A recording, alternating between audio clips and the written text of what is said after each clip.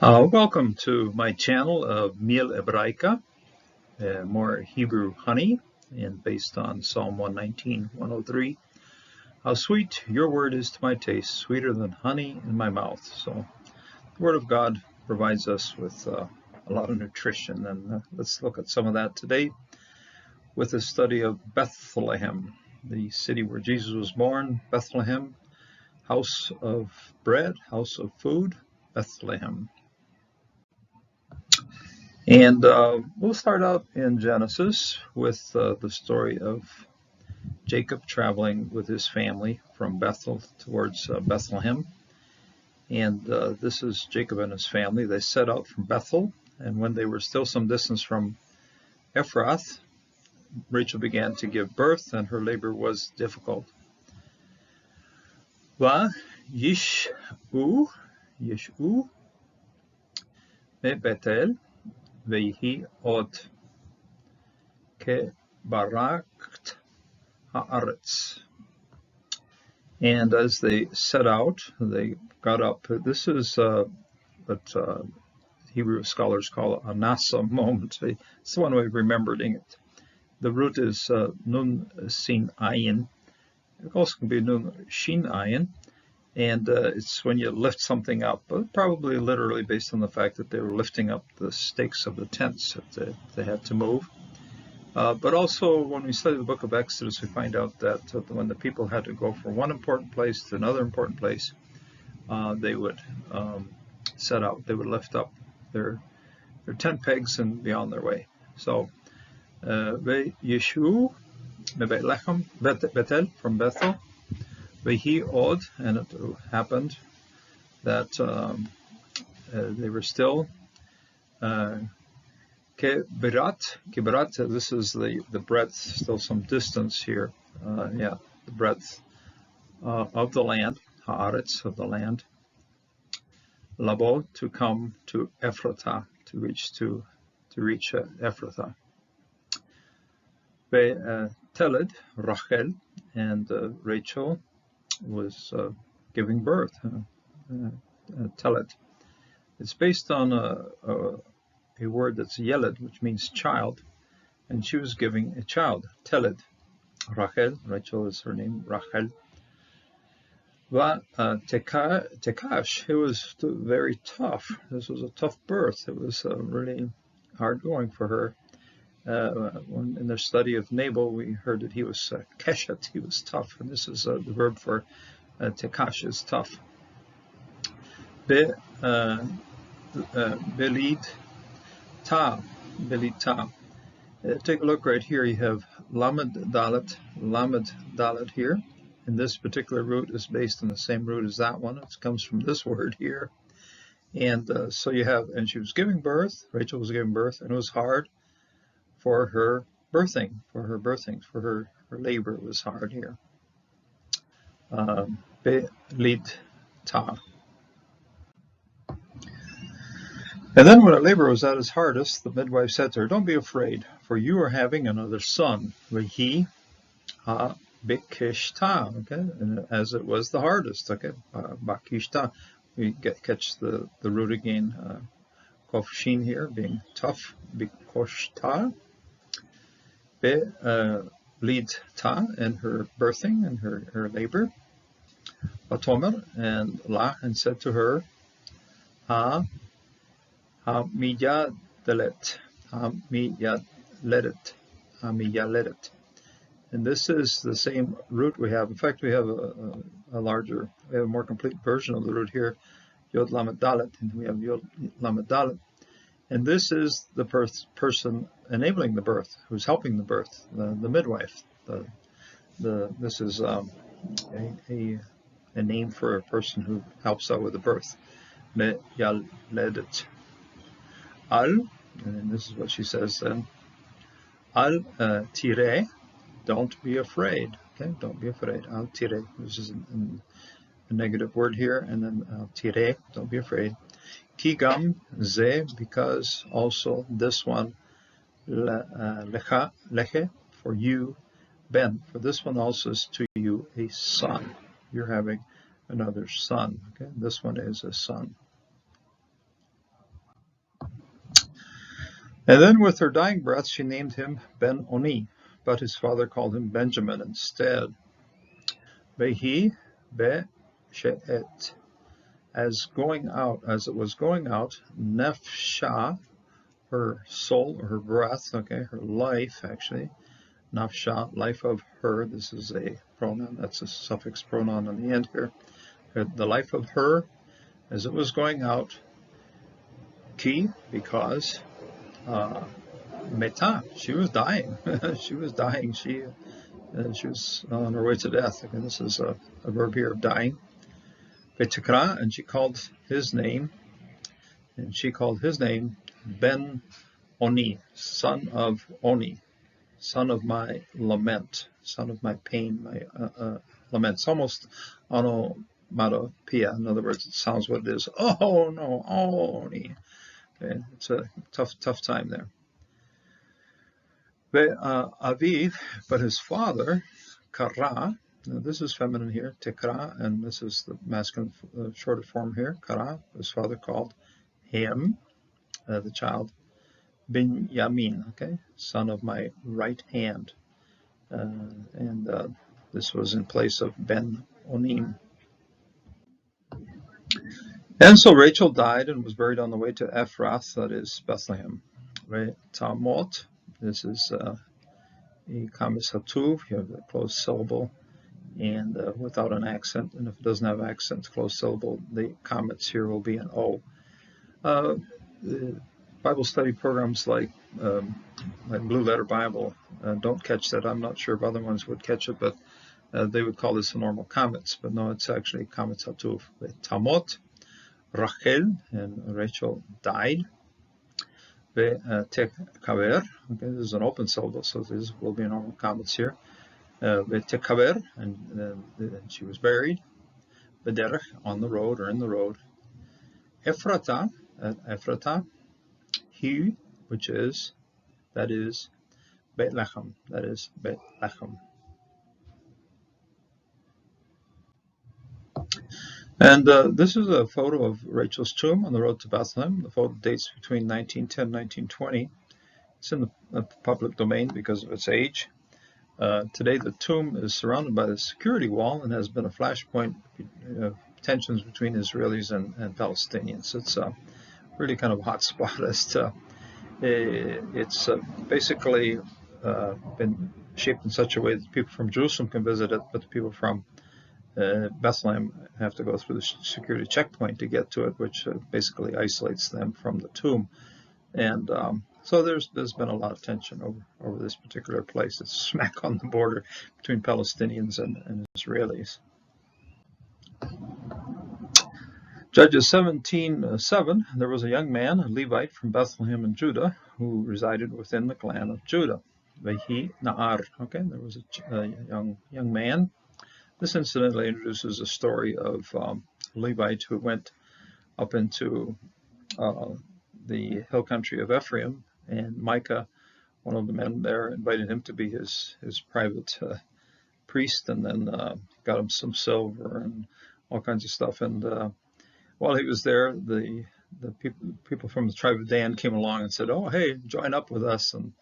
And so, because they also knew he had a good source of money from Micah, so yeah, he went along joyfully. But actually, in the end, he ended up serving as a pagan priest for the people of Dan. He Nar, and there was a young man, Nar, Bethlem, from. This is a preposition, which is from, and then here's the name of the city, Bethlem, house of bread. Yehuda, and in the early descriptions of Bethlem, there are many times that the town apparently was the Bethlehem of the north from the Jezreel Valley. And so to make this distinction in the Bible constantly focuses on the fact that this Bethlehem is from Judah, or from Ephratah. So you got these two things defining just which Bethlehem we're talking about. Mishpahat, from the tribe, from the clan.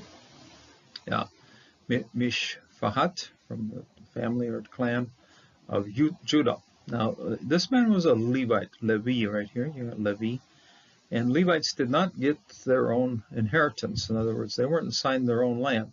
So they're finding places to stay, be it in Judah or be it in Ephraim or wherever they could. And so this is what's happened here with this particular Levite. Vehu Levi, and the young man was a Levite. Vehu Levi, Vehu Ger Sham, and he went to reside temporarily there. He was just staying for a while with the tribe of Judah over in Bethlehem. And then from there he went into the life that we read about the rest of chapter 17 of Judges. It's an interesting chapter to read that. Judges 19 verse 1. In those days Israel had no king. There was a Levite living temporarily in the remote region of the Ephraimite hill country. He acquired a concubine from Bethlehem in Judah. So we have one Levite leaving Bethlehem. We've got another Levite heading towards Bethlehem to find himself a concubine, a woman who would be part of the family and as such have rights and should have been protected. But in this case, of course, this concubine did not get any protection, and that's what led to enormous disaster for the tribe of Benjamin. The tribe was almost wiped out with what happened to this concubine. Okay, Vehi Beyamin, and in those days, Hachem, those days, Umelech Ein, and there was no king, Ein Melech, okay? Melech Ein Be'Israel, Israel. And there was no king in Israel. And this was one way of saying this was a chaotic time. There's nobody to place order. There's nobody to keep the peace, okay? There's nobody to keep things straight. So bad things were happening, and obviously this was a very bad thing that happened here in Judges 19, 20, 21. It's almost the annihilation of one entire tribe at the cost of a lot of deaths in the other tribes. And Vehi Ish Levi Gar Bir Biyarkete. This is the end or the remotest part. Okay, Biyarkete. This faraway, remote region. Okay, Biyarkete Har Ephraim, and the mountain of Ephraim, mountainous country of Ephraim. He was sort of like calling him a hillbilly. Okay, he was way out in the middle of nowhere. Okay, Har Ephraim. Va Yeka Lo, and he took for himself. Okay, there's a double metech here. So each syllable, when you see metech like this, each syllable has to be pronounced separately. Va Yekach Lo, and he took for himself Isha, a woman. Pilegesh, accents over here. Pilegesh. She's a concubine. This is a term known in the Bible as a person who's a concubine. Pilegesh. Mi Betlechem, from Betlechem, Yehuda. Okay. Mi Betlechem, Yehuda. This poor woman suffered a terrible tragedy in her life, and something we should learn from as to what not to do. Ruth 1 verse 1, and in those days, in the days when judges ruled, there was a famine in the land, and a man of Bethlem in Judah went to sojourn in the country of Moab, he and his wife and his 2 sons.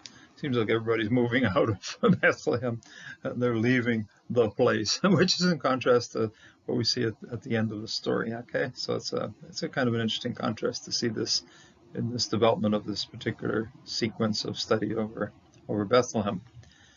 Vayihi Bihmeh Shafot HaShofetim, and it happened in the days that judges were ruling.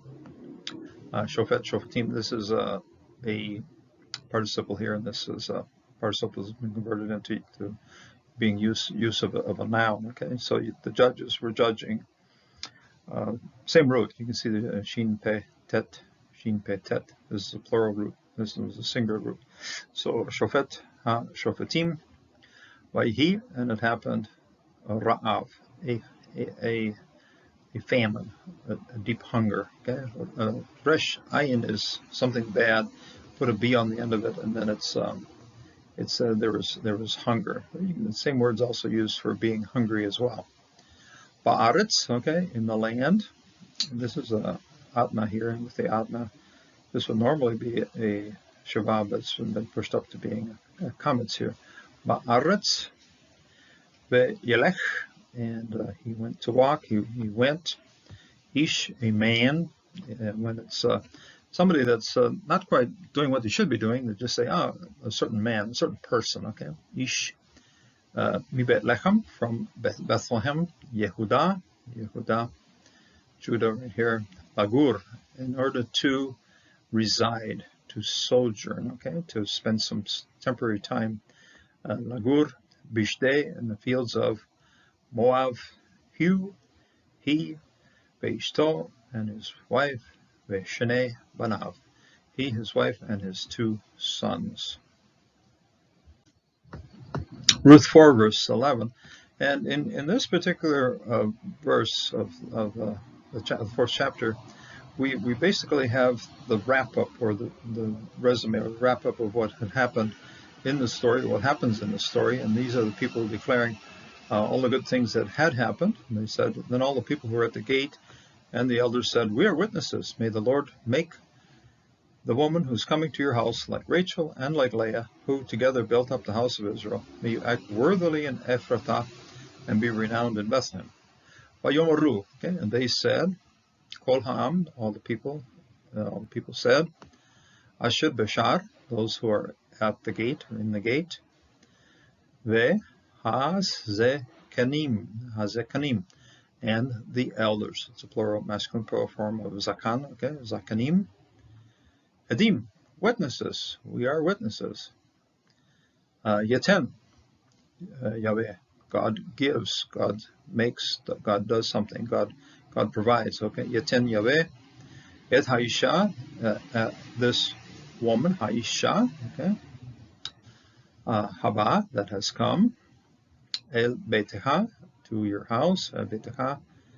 Ke Rachel, like Rachel, okay, Resh Chet Lamed, Ke Rachel, that's the person that had died. This particular story, I just noticed that this particular story took place just a few kilometers away from where this person had died. Ke Rachel, u Ke Leah, and like Leah, okay, like Rachel and like Leah. The word here in translators only put it in once, but the Hebrew has it twice. Like Rachel, Ke Leah, and as like Leah. Asher, who, Banu, built, constructed, and Bana here is to build something, and they do it through their sons, Banim, okay? So the same root that's used for building something is also the same thing that's getting built, the sons, okay? Banu, Banim. Sons build a family, okay? Shtehem, the 2 of them, okay? The ending is masculine, but we found out from the 1st chapter of Ruth that the masculine can also function for feminine people. So this is Shtehem, the 2 of them. Et Beit, to the house of Israel, that they would build then for the house of Israel. Ve'ashe Ha'il, and you'll do worthily. The word worthily here is Hayil. Hayil is one of the key words of the book of Ruth. It's Eshet Hayil, the worthy woman, and Gibor Hayil, the worthy man, the worthy strong man. Sometimes translators will just go Hayil, oh, the rich person or the wealthy person. No, this is a person who does the things that are right. Okay, Hayil is something that's very key to this passage, and giving a good translation to this word really does add a lot, or does communicate a lot as to what's really happening there.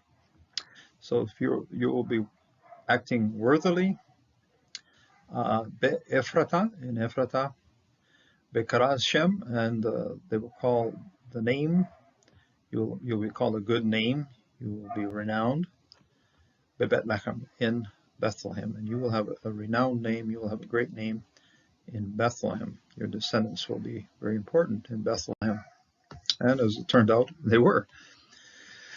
Now David was the son of a man, an Ephrathite, and this one was from Bethlehem of Judah. His name was Jesse. He had 8 sons, and the man in the days of Saul was an old man among them. Okay. David and David ben Ish was the son of a man, Ephrati and Ephrathite, Hazeh, and this person, Hazeh me Bethlem, from this is demonstrative, and this one from Bethlehem, and this one here, Hazeh me Bethlem, from Bethlehem, Yehuda. Again, the definition of the southern Bethlehem. Shemo Yishai. Okay, this is Yishai. Okay, Yod Hirik Shin Pata Yod. Okay, Yishai. Velo, this is Jesse. Okay, Velo, and to him, possessive preposition here, and to him, Shemona, 8 banim. Okay, 8 sons. We saw bana in the previous verse, and we see it again here. Banim, Vehaish, and the man, Be Yameh Shaul, and the man was in the days of Saul, and Zakin, he was old, and he came among Anashim, and he was among men. In other words, they compared his age here as Ken came among the men. Okay? Compared to others, he was already quite old. He was a very old man among the men. And we continue our story at Bethlehem with the life of David. And this is when David said to his men, "Oh my, I'd love to have a drink of water from the well at the entryway to the town of Bethlehem." He had great memories of drinking from that water. And it became a very dangerous thing for his men. And when 3 of these men heard about that he'd love to have this drink of water, 3 of the mighty men broke through the camp of the Philistines, drew water from the well, the gate of Bethlehem, and they brought it back to David. But he refused to drink it. Instead, he poured it out to the Lord. And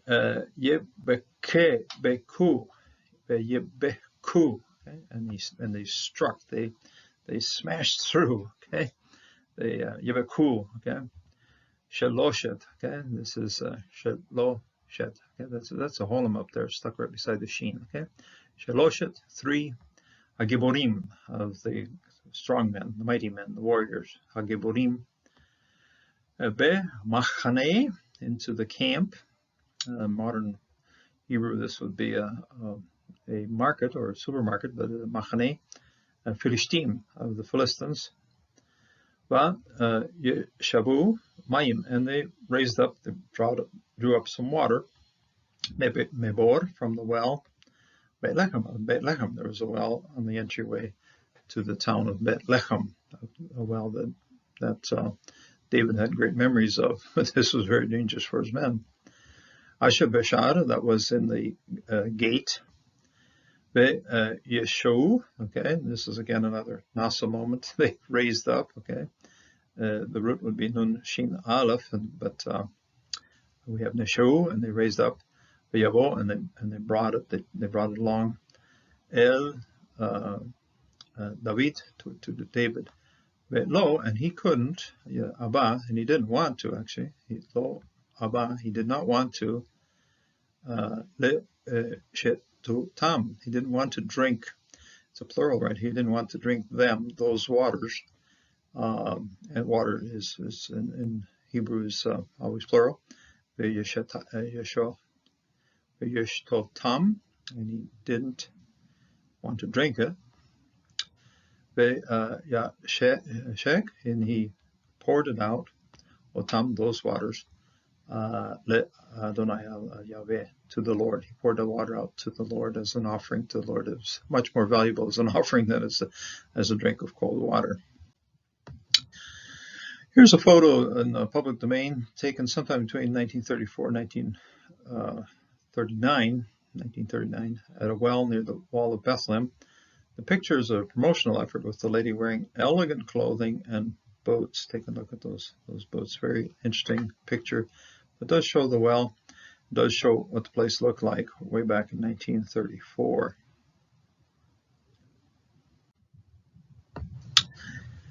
And you, Bethlem Ephratah, small among the clans of Judah, this is Micah 5 verse 2, and you, Bethlem Ephratah, small among the clans of Judah, from you will come one to be a ruler over Israel for me, and his origins are from antiquity, from the days of eternity. Ve'ata, and you, Bethlem, Bethlehem, Ephrata, again defining which Ephrata, which Bethlehem, the southern one, Ephrata. Jair, the small one, okay, Zair. Okay, David is also described as the small one, but here's Jair. Le Hayot, the ones that were, or the one that is or was of the tribes, Bet Elaphe Yehuda, okay, from among the tribes or from the clans of Judah. Okay, Elaph is literally thousands, but it's a segment, a way of talking about those who belong to the tribe of Judah. Mehe, from you, and Li, to me. Yetze, comes out, will come. Yetze, comes out, or will come out. Lehiot, to be. Moshel, okay, to be a ruler. To be a ruler. And this is a reference to the Messiah. This is a reference to Christ that was born. This is the particular passage that the scribes cited when they were talking to Herod about where the king would be born. They knew that king would be born in Bethlehem of Ephrata, and this was the passage that proved it from Micah 5 verse 2. Moshel, a ruler, Be'Israel in Israel. U Mozaotav, okay, and this is the origins, okay, Mezotav, and his origins, his goings out, his origins, Mekedem, from antiquity, Yameh Olam, in the days of eternity, okay, from antiquity and from the days of eternity. So very long, big stretch of time here, covering all this space right here. Now we've had something interesting happen in the last little while, and that's seals. And I've been drawing little, I say, replicas of these things, and I've got one here. I was trying to put the inscriptions on these things, but it actually kind of looks a little better just a straight old seal here. And this seal carried an inscription. It was found near the Gihon Spring in Jerusalem in the excavations that Ronnie Reich and Eli Sukruna doing that in that area. They published the seal back in 2012, and but Gabi Barkai also put the seal into his book of seals. And he was upset he didn't mention that the seal was found in the sifting project of the Kidron Valley. This is a project that Gabi had been working on, has been working on a long, long time. And lots of other people have been helping him out, lots of volunteers helping out with this project. It started out when the Muslim construction workers were putting an illegal mosque underneath in Temple Mount. And so they were hauling out truckloads and truckloads of stuff, and they were just throwing it out, and so when the archaeologists found out this material was coming out of Temple Mount, they said, oh, we want to sift through that stuff. So they gathered it all up into a place in the Kidron Valley, put it all under a tent so that the sun wouldn't get them too bad, and they started sifting through it. And then over time, they also started receiving material from the other construction sites in Jerusalem, and also this particular site here from the Gihon. And among this material, they found this particular seal. It's an ancient seal, can be dated from the time of Hezekiah. That's about when this kind of seal was used, maybe a little bit later, Manasseh. But at that time, seals were used to define products that were gathered or taxed from the people, and the seals were then placed either on bulai or on jar handles, and to indicate where they were coming from.